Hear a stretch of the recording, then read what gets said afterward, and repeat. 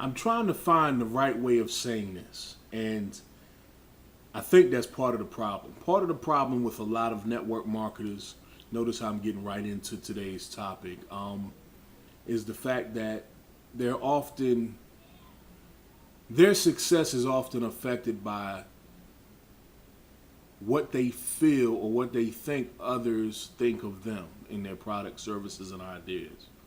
And just wanted to put it out there, nobody cares.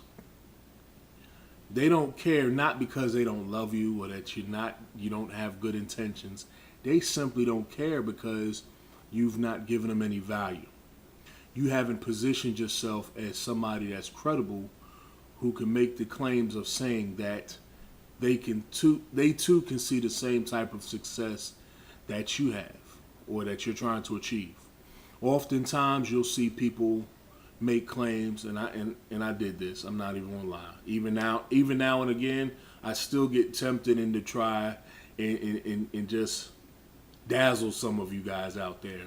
And I want to tell people, hey, look, you know, you can make six figures, but if I haven't done it myself, then in essence, all I'm doing is presenting you a solution in theory. That's sort of like what people tend to cling on to in terms of different faiths or religions. And it's not to knock anybody who's faithful in their particular belief.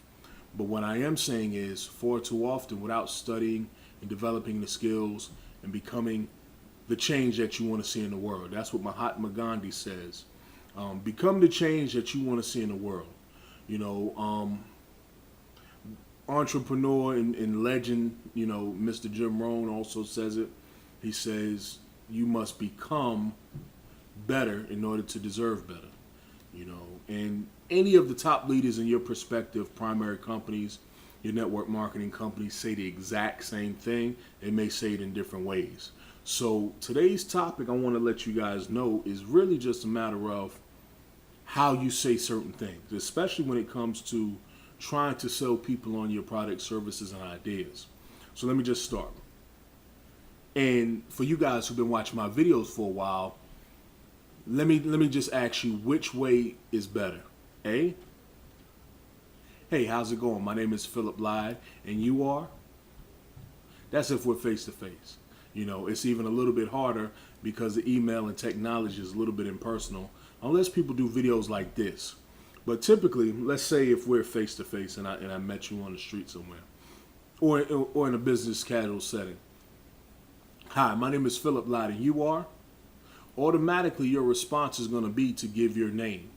Whether subconsciously you understand that or not, it's just a universal principle of reciprocity. And it may put you, you know, even if you knew what I did for a living, it may even put you at ease if I either broke the ice or I did not come off as aggressive, you know. Let's try this one.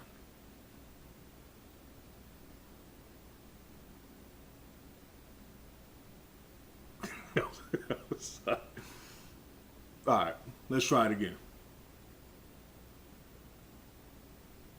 Want to join my business?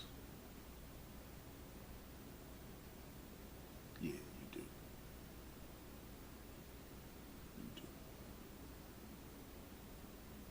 do. I mean, I'm not going to do that personally, but some people come off, you know, some people may come off that type of energy, so to speak, you know. How about this? And this is one I actually got. This is actually, so you joining my business or not? My response actually was this. I'm sorry, I forgot to introduce myself. You know, that was my way of saying, I don't know who you are. We haven't even talked. We haven't even had a conversation. You know, and that was my polite way of saying, you know, why am I going to join a team when we haven't even spoken about anything? You know, in fact, I'm looking in the other part of my inbox, and I see that you just pitched me, and I have no idea what you have. You know, You don't have any idea what my needs are. You just saw that we're in some of the same entrepreneurial groups and such. You know, and all of a sudden you just came across as is thinking that's excited. Let me tell you this, and this is one thing that I learned, is that just because a person has similar interests as you does not make them a prospect or a lead. Okay, let me say that again. Just because you have similar interests, that doesn't make that person ideal for your business service or even, your ideas at large. And the reason being is because if you do not understand the frequency that you need to tune into, you need to be mindful of YFM, okay? WIIFM, and that stands for what's in it for me. Look at it in terms of active listening skills. How is the other person on the other end of the conversation receiving it? And if they're receiving it from the standpoint of what is this person talking about? Why are they pitching me their business? And why are they, come on in here, baby. And why are they actually trying to get me to join their team? And as often as we try in our earnest to be good people and try to show people how much we care for them by introducing them to this business opportunity, let's make it known right here, right now. How you say it and how you come across is perhaps maybe 85% of the battle. And if you can't impress a person enough to where they want to ask questions afterwards, then you could pretty much hang up with, anything else about the conversation. You're going to have to establish that type of rapport and that type of trust for them to get to know you, like you, and of course, trust you.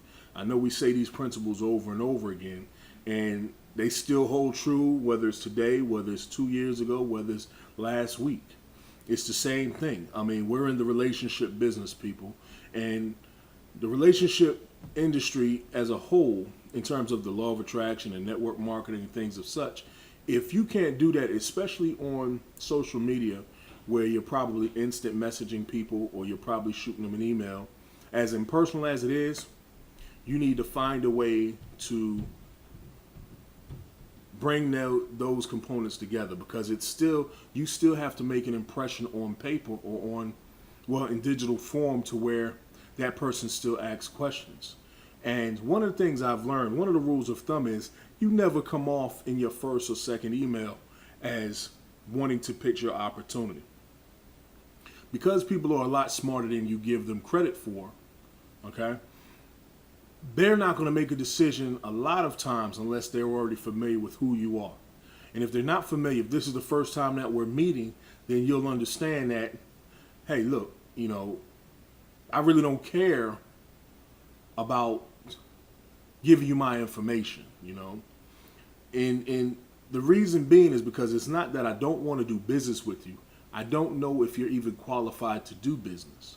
So you have to be very mindful, and you have to frame your communications with a person in such a way to where they become less stressed out, less tense.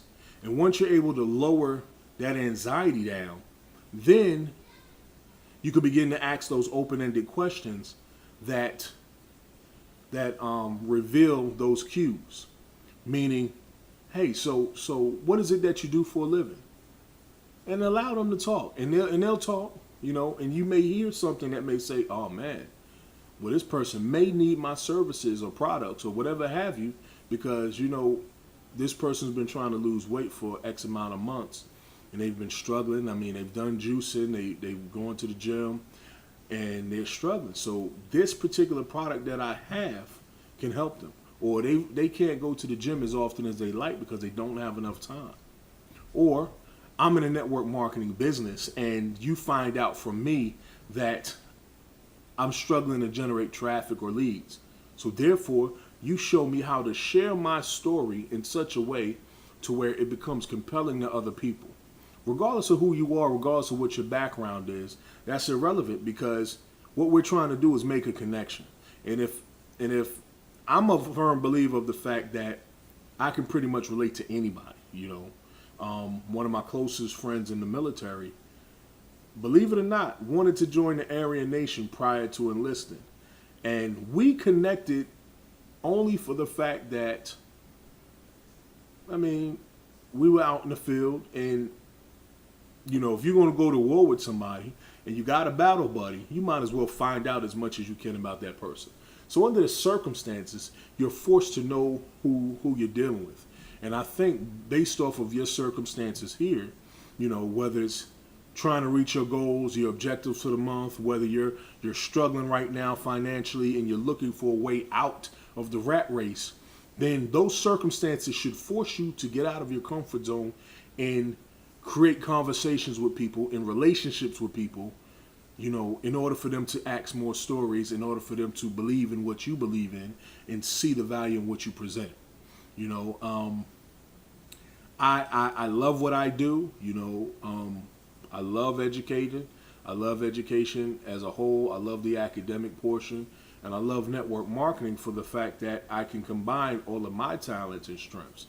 I'm not that guy who's going to be licking his lips and be trying to talk to you all close in like this. And I'm saying to myself, hey, you know what, Ma? I really think I can get you at 6 figures this month. Don't even worry about it. I guarantee you, we go do these hotel meetings, son. It's on. That's not what I'm going to do. I'm going to play to my strengths as somebody who's a little bit more casual, and I try to be as thorough as possible. So you have to, that's the last point I want to make. You have to find out who you're speaking to in order to address that conversation as such. Okay? Just start with yourself. Start with yourself, know who you are, start with knowing what you're trying to do, because sometimes positive mental attitude can come off as being a bit, disingenuous. And nobody wants that, especially in a relationship building industry. So with that in mind, just understand, be mindful of how you frame your information. It's good to copy the system that your leaders and your sponsors have, but you still have to personalize it to a degree that makes you who you are. Excuse me. With that being said, this is Philip Lyde, one half of Team Lyde. Live your dreams every day. Peace.